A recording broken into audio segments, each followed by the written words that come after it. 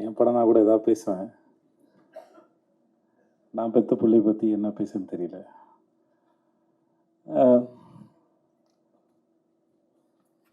முதல்ல மாஸ்டர், உங்களுக்கு ரொம்ப நன்றி மாஸ்டர். இது இது எங்கே ஆரம்பிச்சதே தெரியல. 2019 எனக்கு கதை சொன்னார். அப்போது பண்ணுறா இருந்தது. அப்புறம் அது நடக்காமல் போயிடுச்சு. அப்புறம் ஒரு ஃப்ளைட்டில் மும்பையிலேருந்து வரும்போது 2 பேர் எதாச்சும் சந்தித்து பேச ஆரம்பித்தோம். அம்மாக்கள் சந்திச்சதுனால நான் என் குடும்ப புகைப்படங்கள்லாம் அவருக்கு காமிச்சிட்டு இருந்தேன். அவர் ஃபேமிலி ஃபோட்டோலாம் நாங்கள் பார்த்துருந்தோம். அப்புறம் ஜவான் ஷூட்டில் அவனை பார்த்தாப்புல. மகாராஜில் எனக்காக வந்து ஒர்க் பண்ணி கொடுங்கன்னு. எந்த இடத்துல அவனுக்கு பிடிச்சதுன்னு தெரியல. எனக்கு கதை சொல்லும்போது கதை ரொம்ப நல்லா இருந்தது. சரி, என் வீட்லேயும் அந்த வயசில் ஒரு பையன் இருக்கானே, இவர் சொல்லவே இல்லையே அப்படின்னு நினச்சேன். சரி, ஓகே அப்படின்னு விட்டேன் நான். அப்புறம் செட்டில் வச்சு தான் சொன்னார், உங்கள் பையன் கரெக்டாக இருப்பான்னு நினைக்கிறேன்னு. எனக்கு ஒரு மாதிரி சந்தோஷமும் இருந்தது, ஆனால் பயமும் இருந்தது. ஏன்னா அது அவன் எப்படி பண்ண போகிறானோ, இல்லை அப்போ தான் காலேஜ் படிச்சுட்டு நான் அப்போ தான் சேர்ந்துருந்தான்.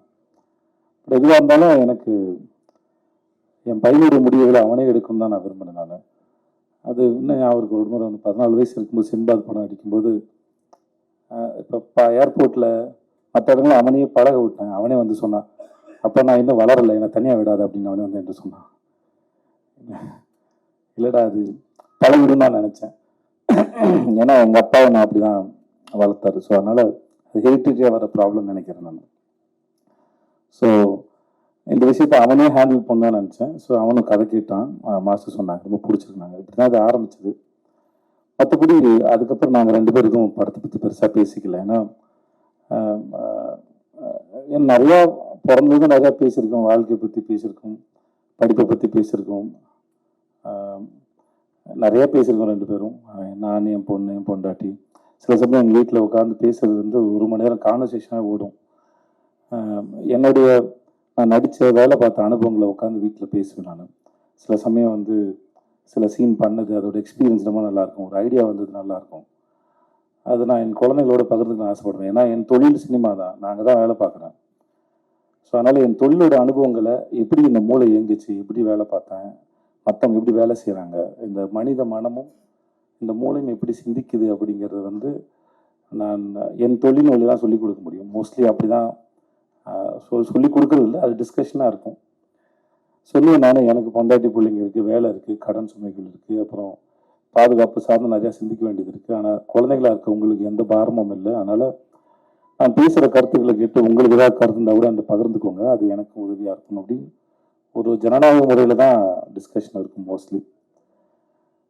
அது ஒரு வயசுக்கு மேலே அப்படி தான் வச்சுக்கிட்டேன். ஸோ அதனால் அவனுடைய விஷயங்களில் வந்து அவன் தான் தேர்ந்தெடுக்கணும், அது அவன் தான் முன்னாடி எடுத்துகிட்டு போகணும். பின்னாடியே வந்து எதையாவது சொல்லிக்கிட்டே இருந்து வளர்த்துக்கிட்டே இருக்கிறது இல்லை புள்ள. ஒரு ஸ்டேஜ் மேலே அதுதான் வளர்ந்துட்டு போகணும் தான் நினச்சேன். அதனால தான் அவனுடைய பூஜைக்கு வர்றதோ மற்ற எந்த விஷயங்களும் பெருசு தலையிடலை. ஷூட் நடக்கும்போது நான் போல ஒரே ஒரு முறை தான் போனேன். மாஸ்டர் அப்போது ஒரு விருது வாங்கினார்னு சொன்னாங்களே, ஆஸ்காருக்கு இனியா, ஒரு அந்த சமயத்தில் அவர் வாழ்த்தலான்னு போனேன். அப்போ தான் ட்ரெய்லரே பார்த்தேன். மற்றபடி எப்படா போகுதுன்னு கேட்பேன். அப்பா நல்லா போகுதுப்பா அப்படின்னு ஒரு சண்டை காட்சியில் ஏற்பட்ட ஒரு அந்த குரல்லாம் மாறி இருக்கும். பட் அவன் அதை ரொம்ப என்ஜாய் பண்ணான். அவன், நீ என்ஜாய் பண்ணுற இடம்னு கேட்டேன். நான் ரொம்ப என்ஜாய் பண்ணுறேன், அவ்வளோதான் தேவையே. மற்றபடி எனக்கு அவனுக்கான விஷயங்களை அவனால் தேர்ந்தெடுக்க முடியும். அவன் முன்னாடி பார்த்துப்பான்னு தெரியும். அவன் ஒரு அடாப்டபிள் தான், மாற்றிக்கூடிய ஆள் தான், தன்னுடைய தவறுகளை செல்ஃப் அனலைஸ் பண்ணக்கூடிய ஒரு ஆள் தான். ஸோ அது அவனுக்கு இருக்கும்போது அவன் பொழைச்சிப்பாங்கிற நம்பிக்கை எனக்கு எப்பவுமே இருந்தது. அதனால் எனக்கு எந்த கவலையும் பயமும் இருந்ததில்லை. ஸோ அவன் பார்த்துப்பான்னு எனக்கு தெரியும். பட் இந்த ஒரு வாய்ப்பை ஏற்படுத்தி கொடுத்தவங்களுக்கு மிகப்பெரிய நன்றி மாஸ்டர், ரொம்ப நன்றி. சின்ன வயசுலேருந்து அவனுக்கு மாஸ்டர் ரொம்ப பிடிக்கும். அப்படிப்பட்ட நான் சொல்லியிருப்பேன், ஒருவேளை நான் ஒரு படம் அமைஞ்சா இருந்தால் கூட அனலரசு மாஸ்டர் வச்சு உனக்கு ஃபைட் எடுத்துக்க முடியுமான்னு எனக்கு தெரியாது. ஸோ அவர் மூலமாக இந்த வாய்ப்பு உனக்கு அமைஞ்சதுங்கிறது அது பெரிய பாக்கியம் நான் சொல்லியிருக்கேன். ஸோ ரொம்ப ரொம்ப நன்றி மாஸ்டர் உங்களுக்கு. மற்றபடி இன்னைக்கு வாழ்த்து பேசுகிறவங்க அத்தனைக்கும் ரொம்ப நன்றி. ரொம்ப உளமாற வாழ்த்துனீங்க. அதுக்கு நான் எவ்வளோ நன்றி சொன்னாலும் தகும். அது மாஸ்டர் உங்களுடைய ஸ்பீச் எதிர்பார்க்கல மாஸ்டர். ஒரு பெரிய ஏதோ அரசியல் கட்சி மாதிரியோட ஸ்பீச் மாதிரி இருந்தது மாஸ்டர், நல்லா இருந்தது. டிடி தேவதர்ஷினி, நான் உங்களுக்கு தெரியும், நான் உங்களோட பெரிய ஃபேன். உங்களுக்கும் சரி, உங்கள் வீட்டுக்காருக்கும் சரி, நீங்கள் 2 பேரும் அற்புதமான ஆக்டர்ஸும் சரி, மனிதர்களும் சரி. அது பெரிய வார்த்தை. நீங்கள் வந்து உங்கள் பிள்ளையாக பார்த்து அதை வாழ்த்து சொன்னது. இந்த படம் பார்த்தபோது உங்களுடைய பெர்ஃபார்மன்ஸ் நினைக்கிறேன், உங்களுக்கு பேசினா நினைக்கிறேன், சேத்தன் சார் பேசினான்னு தெரியல.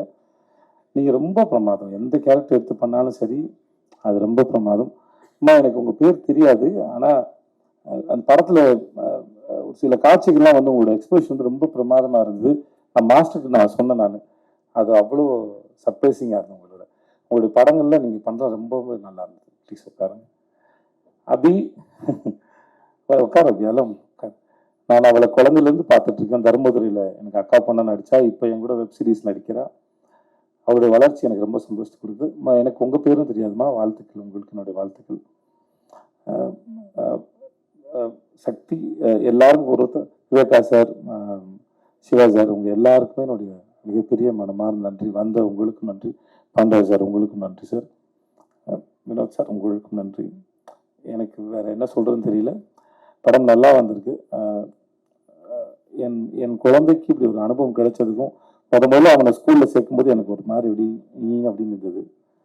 இப்போ அந்த மாதிரி தான் நம்ம குழந்தை அந்த உலகத்தில் ஒரு கால் எடுத்து வைக்கும்போது ஒரு ஒரு நர்வஸ்னஸ் இருக்கும். பக்கத்தில் க்ரீன் பார்க்கில் என்னுடைய முதல் படத்தோட ஆடியோ லான்ச் நடந்தது. அப்போ ஒரு மாதிரி ரொம்ப படபடன்னு இருந்தேன் நான். இப்போ அதை விட பல மடங்கு படபடன்னு இருக்கேன். பட் ஆனால் ரொம்ப சந்தோஷமாக இருக்கேன். ரொம்ப நன்றி வந்தவங்க அத்தனைக்கும், இந்த நாளுக்கு ரொம்ப நன்றி. Thank you so much. இது என்னோட என் பொண்டாட்டிக்கு ரொம்ப பெரிய சந்தோஷம். அதனால் அவளுக்கு பேசுறது கொஞ்சம் கூச்சமாக இருக்கும்.